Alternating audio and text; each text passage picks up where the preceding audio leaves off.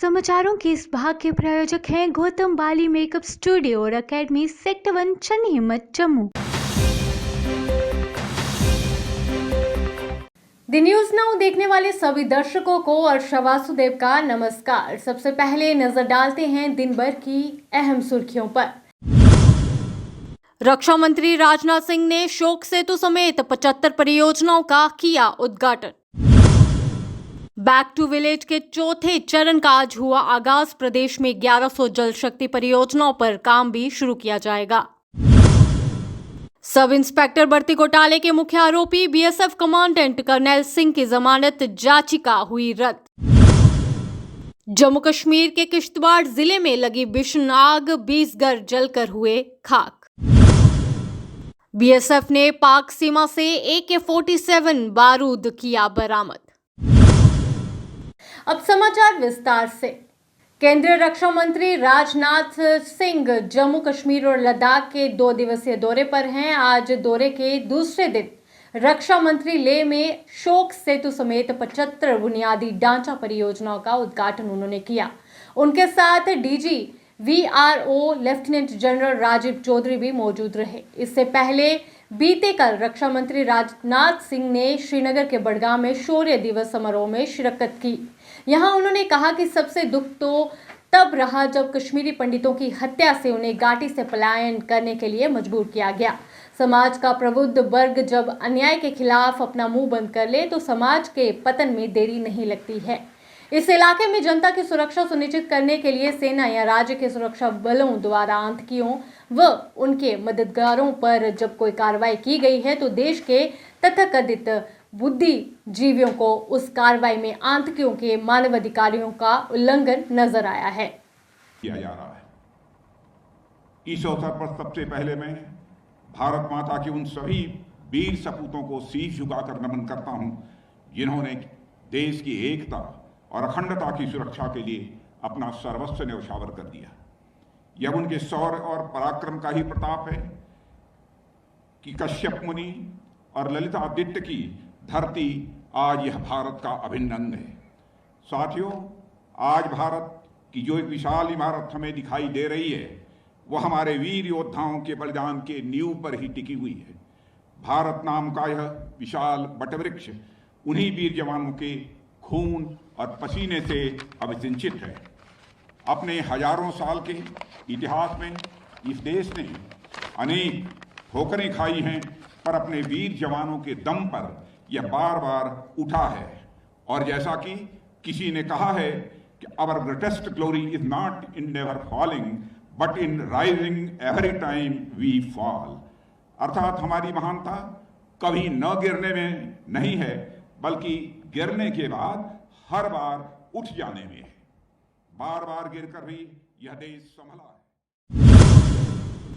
Back to village के चौथे चरण का आज आगाज किया गया, जिसके दौरान ग्रामीण विकास को लेकर जम्मू कश्मीर के सबसे बड़े कार्यक्रम बैक टू विलेज के चौथे संस्करण में 5 दिन के भीतर 4500 अफसर गांव-गांव जाकर 5000 समस्याओं का निपटारा करेंगे।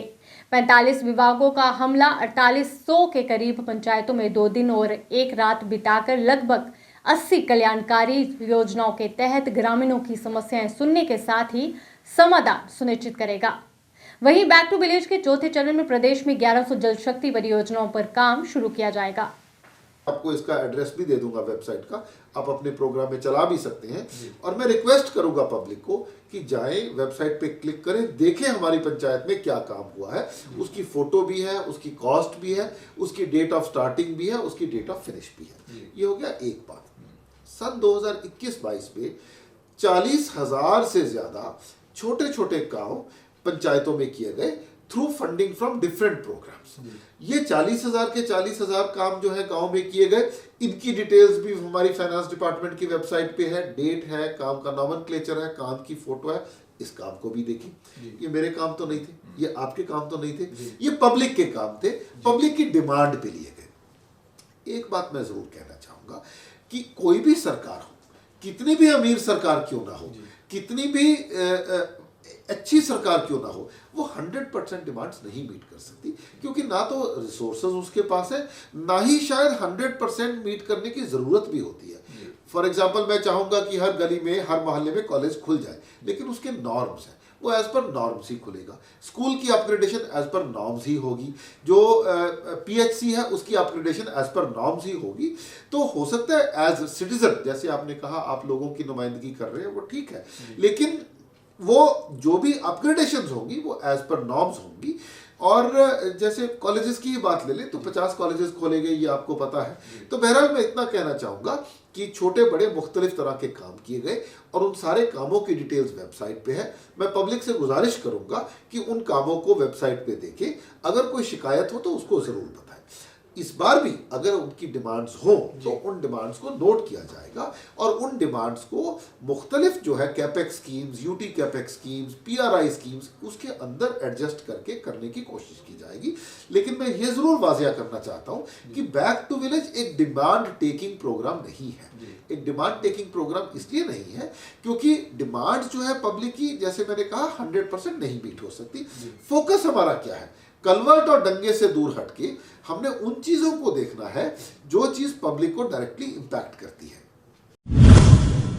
सीबीआई के आपत्ति के बाद सीजेएम ने सब इंस्पेक्टर भर्ती घोटाले के मुख्य आरोपी बीएसएफ कमांडेंट करनैल सिंह की जमानत याचिका को रद्द कर दिया है। पेश किए गए दस्तावेजों में सीबीआई ने कई चौंकाने वाले खुलासे किए हैं। इसमें बताया गया है कि मुख्य आरोपी की परीक्षा के एक दिन पहले मोबाइल फोन पर 3 बार चयन सेवा बोर्ड के कंट्रोलर अशोक शर्मा से बात हुई थी। साथ ही उसी दिन वह बोर्ड के कार्यालय भी गया था। ये सब आरोपी की कॉल डिटेल से पता चला है। वहीं वह अभ्यर्थियों को लेकर करनैल सिंह स्थित नीलगिरी गया था, यहां उसे पेपर दिया गया। करनैल सिंह के बेटे शुभम काला को जम्मू में दलाल जगदीश शर्मा ने पेपर उपलब्ध करवाया था। जम्मू कश्मीर के किश्तवाड़ जिले से एक बड़ी घटना सामने आई, जहां गांधारी पथेर में आग लगने से 20 घर जल गए। इसमें किसी के हताहत होने की खबर नहीं है। जानकारी के अनुसार इलाके के चुक गांधारी गांव में 15 से 20 घरों में आधी रात को आग लग गई। अभी भी कुछ घर जल रहे हैं, लेकिन किसी के हताहत होने की खबर नहीं है।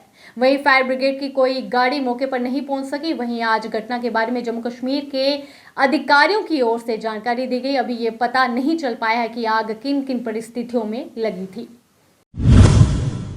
सीमा सुरक्षा बल ने बीती रात पंजाब में भारत पाकिस्तान अंतर्राष्ट्रीय सीमा से 6 AK-47 राइफल, 3 पिस्तौल और 200 गोलियां बरामद की। राज्य के फिरोजपुर सेक्टर में सीमा की जीरो लाइन के पास की गई तलाशी के दौरान जमीन पर मिले बैग से बीती शाम करीब 7 बजे 6 AK-47 राइफल, 3 पिस्तौल और 200 गोलियां बरामद की गई। Lieutenant general ADS Aujla GOC चिनार कॉर्प्स ने सभी रैंकों की ओर से राइफलमैन कुलभूषण मानता को आज श्रद्धांजलि अर्पित की, जिन्होंने 27 अक्टूबर 2022 को भारतीय सेना और JKP के संयुक्त घेराबंदी और तलाशी अभियान में बारामूला के गांव बाशरान में सर्वोच्च बलिदान दिया था। यहाँ हमारे देश के युवा खेल के मैदान में उच्च प्रदर्शन दिखा अपने देश का नाम रोशन कर रहे हैं। वहीं जिला सांबा के युवा और खिलाड़ी जिला सांबा के खेल स्टेडियम में सुविधाओं के अभाव के कारण परेशानियों का सामना कर रहे हैं, जिसके चलते आज युवाओं ने प्रशासन से गुहार लगाई कि जल्द से जल्द इस स्टेडियम की मरम्मत करवाई जाए, ताकि सांबा के युवा भी खेल के मैदान में बेहतर प्रदर्शन दिखा सांबा का नाम रोशन कर सके। कैसी फैसिलिटीज़ है? सर फैसिलिटीज़ के लिए तो हमारे लिए यहाँ पे कुछ भी नहीं है। ग्राउंड हमको दिया गया, पर इस पे आप देख सकते हो कि पत्थर वगैरह। एक फुटबॉल प्लेयर जो है कि मतलब वो एक टफ़ गेम है, फुटबॉल है ना, रफ़ एंड टफ़ गेम है। उसके लिए जब हम नीचे वगैरह कहीं गिर जाता है उसका पूरा मतलब इंजरी उसको हो जाती है। उसके लिए ये ग्राउंड फुटबॉल के लिए नहीं है। यहीं हर गेम इसी ग्राउंड में खेली जा रही है। कोई फंक्शन वगैरह है वो इसी ग्राउंड में किया जा रहा है, उसकी वजह से ये पूरा ख़राब हो रहा है ग्राउंड। इससे पहले हमारे लिए पहले वो कैली ग्राउंड था नीचे, वो भी इसी कारण पूरा ख़राब हुआ कि वहाँ फंक्शन भी उधर, गेम भी उधर, सब कुछ उधर। ये अभी वो थोड़ा ख़राब हो गया तो इधर सब आ गए, दशहरा वगैरह सब इधर होने लगा फिर से। इसकी वजह से हमारे ना तो यहाँ पानी है, पानी पता नहीं कब से भरा हुआ है वहाँ, उसके बीच में पता नहीं क्या क्या मरा हुआ है, वही पिलाया जा रहा है सबको। उसके लिए ना चेंजिंग रूम ना कुछ, बहुत ही बुरी हालत है यहाँ फैसिलिटी के नाम पे। जिला सांबा के मानसर मोड़ में एक सड़क दुर्घटना के दौरान एक ट्रक जा पलटा। फिलहाल किसी के हताहत होने की खबर सामने नहीं आई है। जिला कठुआ के नगरी चौक के अधीन गांव पडियारी की नूर जहां ने एसएसपी कठुआ से लगाई इंसाफ की गुहार, जमीन से बेदखल करने का लगाया इल्जाम। मेरा जेठ है सक्का तो मुड़े दे नौकर ना पुलिस च वो सानू मारना चाहते ना आदि जमीन अस लैनी है थोड़े को तू भी तो मारना है अजे 6 महीने नहीं होए प्यो दे मरे न 5 महीने होए न ते एह् साढ़े पर इ'यां पेई है जियां कुदै अजे 10 दिन नहीं होए दे ते इत्थे ट्रैक्टर लेई आया मुड़ा बाहन ते ओहदे में फट मारिया जेड़ मैंने ओहदा हत्थ वड्डी ओड़िया पुलिस च गए एह् जेह्ड़ी है कुमारी होनी कोई 12-13 कनालियां किन्नी देर तू इत्थे रेह करदे हो? इत्थे कदों दा है चुंबर बनाए दा 15-16 साल होई गे पापे कोई तरीके ना कोई गरीब बंदा नहीं जी सकदा गरीब बंदा रोटी खाई मैं रंडी मुहानी जनानी है रंडी मुहानी जनानी मारदे साढ़े परचे दी कोई रूफ रियाद नहीं करदे साढ़े ते दिखदे कक्ख नहीं पैसे वाले दा होया सब कुछ। कश्मीर में कड़ाके की ठंड से बचने के लिए कश्मीरी तरह तरह के जुगाड़ अपनाते हैं, लेकिन कुछ तरीके ऐसे भी हैं जो वहीं की रिवायत बन चुके हैं। बाजारों में ठंड से बचाव के लिए नए नए उपकरण मौजूद हैं, मगर इसके बावजूद कश्मीरी ठंड पर काबू पाने के लिए रिवायती तरीकों को ही अपनाते हैं। कश्मीर की पारंपरिक चीज़ों में से एक खास और मशहूर फेरन, या यूं कह सके कि कश्मीर की पहचान है फेरन कश्मीर में ठंड से लड़ने के लिए कई सालों से कश्मीर के कल्चर का हिस्सा बना हुआ है। फेरन 21वीं सदी में भी अपनी पहचान कायम किए हुए है। आज भी आप हर कश्मीरी को फेरन पहनते देख सकते हैं। इस पर TNN की खास रिपोर्ट। आपसे मैं जानना चाहूंगी कि जो ये फेरन हमारा है क्या अभी भी हमारे ये हमारा फेरन ट्रेडिशनल ड्रेस है कश्मीरियों का, मगर फेरन तो वही है, सिर्फ इसमें चेंज हो गई है फैशन है। पहले फेरन एक ही किस्म का होता था, इधर दम लगाते थे पहनते थे, अब फैशन बन गया कॉलर चेन जिप इस तरह मगर बेसिकली फेरन। अभी के लिए इतना ही। बाकी अपडेट्स के लिए बने रहिए दी न्यूज़ नाउ के साथ। धन्यवाद।